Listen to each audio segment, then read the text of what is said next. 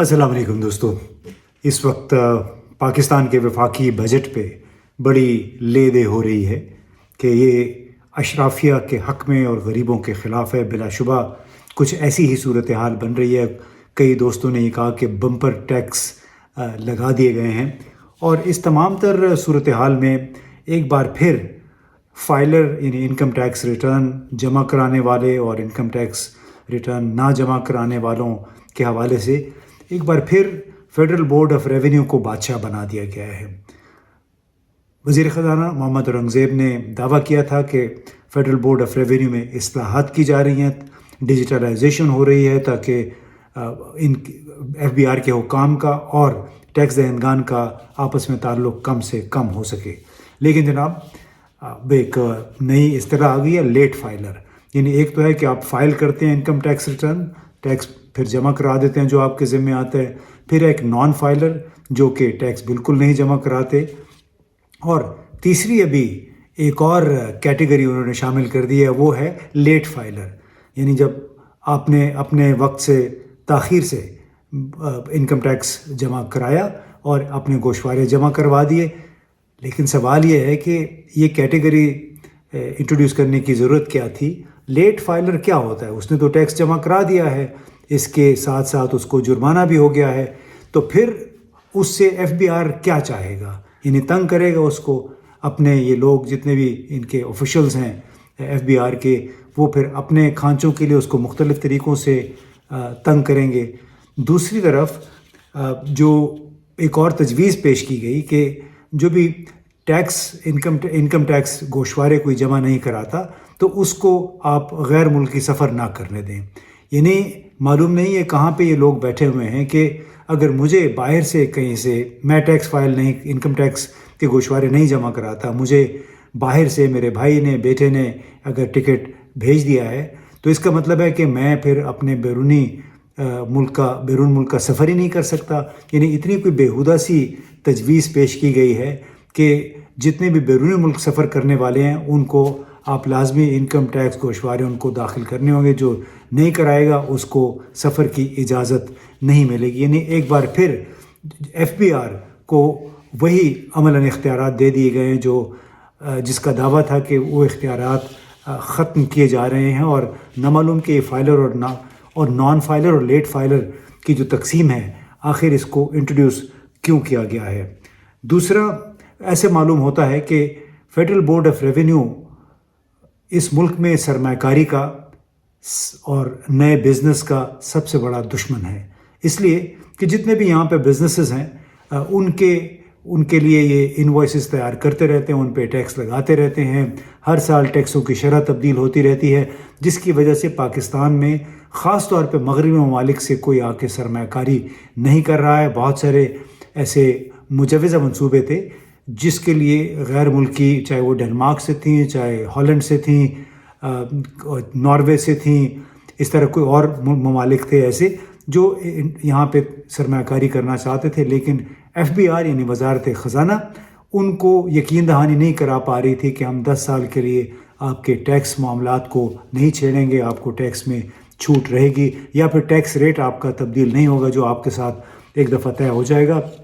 तो इतनी ये बेयकीनी किसी सूरत हाल में कोई भी गैर मुल्की पाकिस्तान में आके सरमायाकारी नहीं करेगा। और इसकी बुनियादी वजह फेडरल बोर्ड ऑफ रेवेन्यू है, जहाँ पे जिसके 20-21 हज़ार लोग बिलवास्ता टैक्स हासिल करने के लिए, तो खैर बिलवास्ता टैक्स वैसे ही मिल जाता है चूँकि एट सोर्स वो टैक्सेस डिडक्ट हो जाते हैं। लेकिन सिर्फ महज 14-15% टैक्स वसूल करने के लिए हमारे ऊपर 20-21 हज़ार FBR के हुकाम की एक फ़ौज मुसल्लत है। वैसे तो मजमूई ये कहा जा रहा है कि ये बजट अशराफिया के लिए है। अब इसी हवाले से, और तो चूँकि आप बहुत कुछ देख रहे होंगे, एक TV के साथ मेरा इंटरव्यू था तो उसमें कुछ बुनियादी सवालात पूछे गए। एक सवाल ये था कि इस बजट के बारे में आपका क्या ख़्याल है, इसमें आपको कोई नई बात, कोई नई इस्लाह की कोई बात हुई है या नहीं, इस्लाहात या रिफॉर्म प्रोसेस की कोई बात हुई या नहीं हुई। आपको मैं एक वीडियो दिखाऊंगा, उसमें پہلا جو حصہ ہے اس کا تعلق اس سوال سے ہے کہ اس بجٹ میں نئی کیا بات ہے. دوسرا سوال یہ تھا کہ عمراء پر آخر کیوں ٹیکس نہیں لگتا ہے. وہ لوگ جن کی جائیدادیں دبئی میں، لندن میں اور دور دراز ملکوں میں موجود ہیں، ان کو سہولتیں دی جاتی ہیں، جبکہ عوام کی غالب اکثریت کو مسلسل ٹیکسوں کا سامنا ہے. کیا حکمرانوں کو اس بات کا احساس نہیں ہے، اور عوام کو نجات کب ملے گی ٹیکسوں سے اور مہنگائی سے؟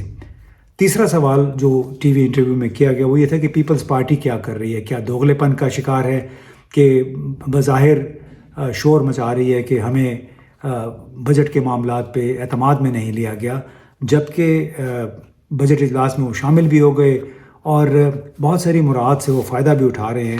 تو اس کا جواب میں نے کیا دیا وہ بھی اس اگلی ویڈیو میں شامل ہے. سب کو معلوم تھا کہ IMF نے قرضہ دینے کی کچھ شرائط رکھی ہیں، اور ان شرائط کا جو فوکس تھا وہ یہ تھا کہ آپ مزید ٹیکسز بڑھا دیں. لیکن جو IMF کی ایک خواہش ہے کہ پاکستان کے نظام میں کوئی اصلاحات ہوں، مالیاتی نظام میں، وہ سیاستدان نہیں کرنا چاہتے ہیں. یعنی جو تنخواہوں میں 25% اضافہ اور 20% اضافہ ہے جو ملازمین کی، اس سے یہ ظاہر ہوتا ہے کہ یہ اخراجات بڑھتے ہی چلے جائیں گے. یعنی ایک ہمارے پاس 3 فگرز ہیں، وہ آپ یہ دیکھ لیجئے کہ پاکستان کی جو آمدنی ہے، ان کی متوقع آمدنی ہے وہ 9 کھرب ہونی ہے. ہمارے اخراجات کل 18 کھرب کے ہونے ہیں. 18 سے کھرب سے بھی زیادہ ہے، 18.5 کھرب.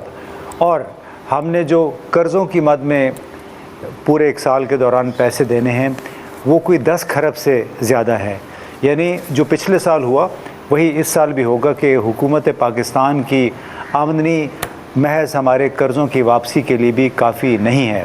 اور اس کی بنیادی وجہ وہ استثناء ہیں، وہ ایگزمپشنز ہیں جو کہ بڑے طاقتور حلقوں کو دی جاتی ہیں. اس میں پیٹرولیم سیکٹر ہے، گیس سیکٹر ہے، اس میں تمام ہماری انڈسٹری ہے.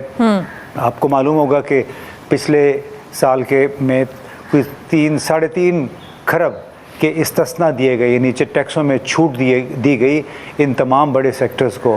اور اس کا فائدہ کوئی عام آدمی کو نہیں ہوتا ہے. یہ تو جو لوگ تیل درآمد کرتے ہیں، جو لوگ ہماری کپاس برآمد کرتے ہیں، کپڑے برآمد کرتے ہیں، یہ چھوٹ انہیں ملتی ہے.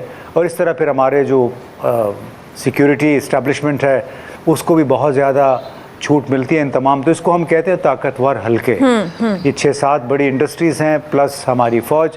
تو وہ جب تک کہ استثناء کا سلسلہ چلتا رہے گا بڑے لوگوں کے لیے، عام پاکستان کی جو آبادی ہے 80-85% وہ لوگ بنتے ہیں، اس میں تنخواہ دار طبقہ بھی آتا ہے، ان کے لیے مسائل مسلسل بڑھتے چلے جائیں گے. بظاہر تو جیسے کل انہوں نے کہا کہ ہم نے 25% تنخواہ میں اضافے کا فیصلہ کیا ہے، گریڈ 17 سے 22 تک بھی کوئی 20% اضافہ ہوگا.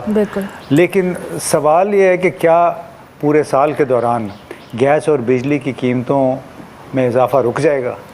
کیونکہ جب گیس بجلی کی قیمت میں آپ اضافہ کرتے ہیں، اور وہ تقریباً ہر دوسرے تیسرے مہینے یہ اضافہ ہو رہا ہے، ہم دیکھ رہے ہیں گزشتہ 2 سال سے، کیونکہ IMF کے ساتھ آپ نے وعدہ کیا ہوا. اس طرح جو پیٹرولیم لیوی ہے، یعنی ڈیزل پہ اور فرنس آئل اور پیٹرول پہ لیوی میں اضافہ ہو گیا، 70 سے 80% ہو گیا ہے. سیمنٹ کی قیمت میں اضافہ ہو گیا ہے. تو یہ مجھے معلوم نہیں کہ جو اگر 25% اضافہ بھی کر لیں ان لوگوں کی تنخواہ میں جو پہلے ہی پسے ہوئے ہیں مہنگائی میں، پہلے ہی بہت ہی بری حالت میں، انہیں اس کا کیا فائدہ ہوگا؟ کیونکہ تو معیشت کا پہیہ جن چیزوں سے چلتا ہے وہ پیٹرول ہے، وہ بجلی ہے، وہ گیس ہے. اگر اس کو آپ مہنگا کر دیتے ہیں تو باقی شعبوں میں آپ کنٹرول مہنگائی کر لیں، لیکن اس کے باوجود عام لوگوں کی مشکلات اس سے حل نہیں ہوں گی.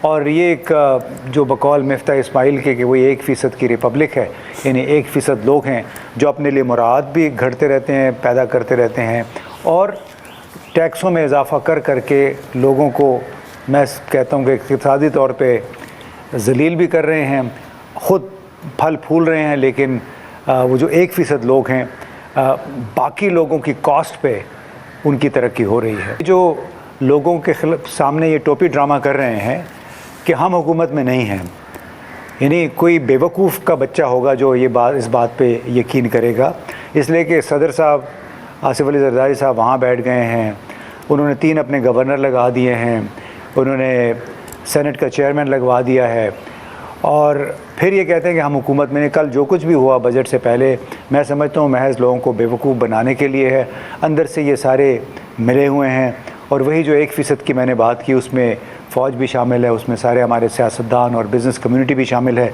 یہ مل ملا کے عوام کا خون نچوڑ رہے ہیں مختلف طریقوں سے، وہ مرہم پٹی کرتے رہتے ہیں، تھوڑی بہت مرہم لگا دیتے ہیں، لیکن ساتھ ہی بجلی کی قیمت، ساتھ میں گیس کی قیمت میں اضافہ ہو جاتا ہے۔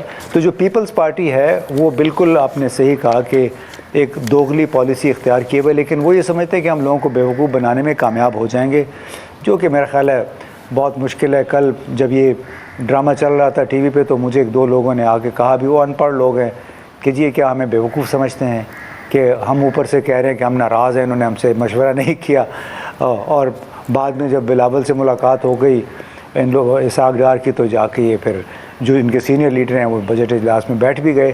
تو یہ اتنی آسانی سے ان کی جان خلاصی نہیں ہونے والی ہے کہ جی ہم چونکہ حکومت میں شامل نہیں ہیں، ہماری ذمہ داری بہترین پوزیشنز آپ نے لے لی ہیں جہاں پہ کوئی شور شرابہ نہیں ہے، کوئی پریشر نہیں ہے، آپ اقتدار بھی انجوائے کریں اور ساتھ میں یہ بھی کہیں کہ ہم حکومت میں شامل نہیں ہیں۔